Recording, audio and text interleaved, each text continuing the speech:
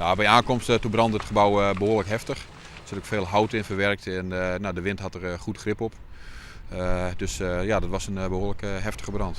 Dit soort type gebouwen van deze leeftijd zit bijna altijd asbest in. En tijdens de brand hebben we contact gehad met de oude gebouweigenaar, iemand van Comenius. Die heeft ook aangegeven dat er inderdaad asbest in betrokken staat, een aantal panelen onder de ramen.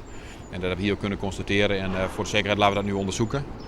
En qua verspreiding ligt de asbest allemaal op het eigen terrein, dus dat kunnen ze ook opruimen zonder dat de omgeving daar last van heeft. We hebben nog geen idee van de oorzaak. Maar zoals ik het kan bekijken zijn alle nutsvoorzieningen, elektriciteit etc. zijn afgesloten. Er was vannacht ook geen onweer, dus mijn vermoeden gaat eruit dat er sprake is van brandstichting.